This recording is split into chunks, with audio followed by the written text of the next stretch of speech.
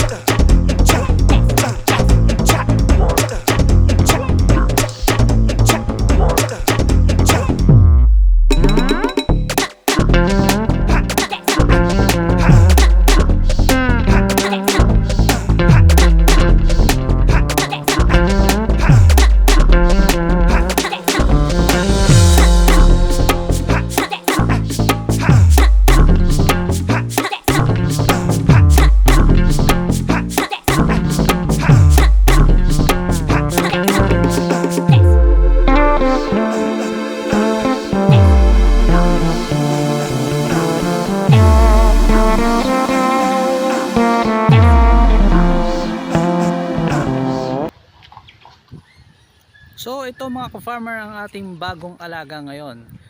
So ito mapapansin niyo at puro puti sila ngayon, no. At ito yung tinatawag na Muscovy duck, no.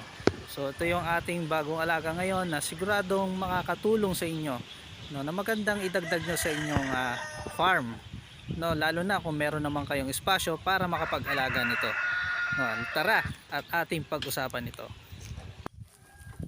Mga ka-farmer, dito sa aming farm is meron kaming mga alagang manok, no, tsaka mga pabo. Ganon din ay meron din kaming rabbit at pugo. At ito nagdagdag kami ng bibe, no, at susubukan namin mag-alaga ng bibe. At lalo't pumapatok ngayon yung tinatawag na grilled balot, no. So alam nyo ba ang kadalasang ginagamit na breed ng mga ducks is yung tinatawag na itek, no. So marami na rin klase ng ibang breed na ginagamit din nila na para sa kanilang farm, no, which is yung mas makakatipid sila sa commercial feeds, no. So pag Muscovy duck, so hindi nila to ginagamit, no, kasi ang Muscovy duck ay malalaking bibe, no. So kumpara sa itek is ang itek ay nagko-consume lang sila ng mas kakaunting feeds kumpara sa Muscovy duck.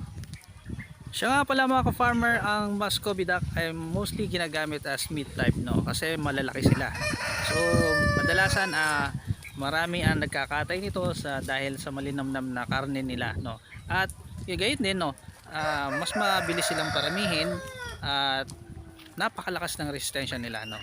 Wala kang problema masyado sa kanila sa pagpapalaki kasi malakas nga ang kanilang pangangatawan, no, kumpara sa mga gaya ng manok, no. So ang Muscovy duck ay isa sa mga magagandang breed, no, ng mga duck, no. At yun, nakakatuwa din ng meron nito. Maganda rin na sa tourist attraction, no. At ayun, at kaya gusto ko pong subukan, no, kung kaya pa nating makapag-alaga nito o mag-maintain, although yung ating lugar is maliit lamang. So yung mga ka-farmer, yung ating bibe, no, ayan. So yan, ating ini-free range din natin dito. So at least kahit paano nakakagala sila dito. Ayan. The good thing about sa bibing ito, no, so ay nakakatulong din ito sa atin, no, sa farm, no, lalo na marami din silang mangitlog. Nakakatuwa talaga ang mag-alaga ng mga hayop, no. Nakakatanggal stress ito, lalo na pag nakikita mo silang dumadami. At gayon din is nakakatulong sa pag-provide ng pagkain, no, sa araw-araw nating pamumuhay, no. Tulad na lang, no, nakakapag-produce tayo ng sarili nating itlog, lalo ngayon tumataas yung presyo ng itlog ngayon. So kaway-kaway na lang dyan, no, sa mga magagaling dyan sa alternative way, no, para mapakain sila at hindi umaasa sa commercial feeds, no. Ganun din, no, gaya ng sabi natin, ang pag-aalaga ng hayop is ganun lang, minsan meron, minsan wala, no.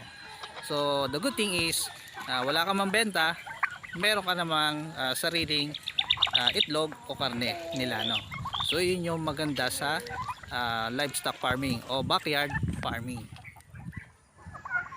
Mga ka-farmer, ang Muscovy duck daw ay umaabot ng 4 kilograms, no. So ang mga babae naman ay umaabot ng 2.2 kilogram.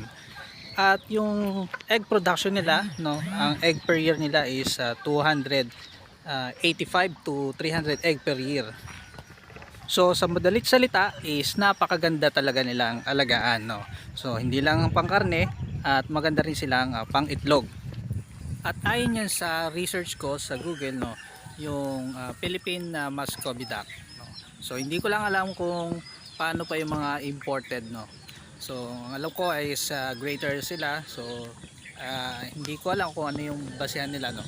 And then siguro nga mas malalaki yung Muscovy breed nila, no, kumpara sa Philippine Muscovy duck. So comment down below na lang mga ka-farmer, no. So i-share niyo yung mga nalalaman nyo about sa Muscovy duck na ito. So ito nga pala mga ka-farmer ang aming pugo, no. So hanggang sa muli, ito nga pala ang Righteous Backyard.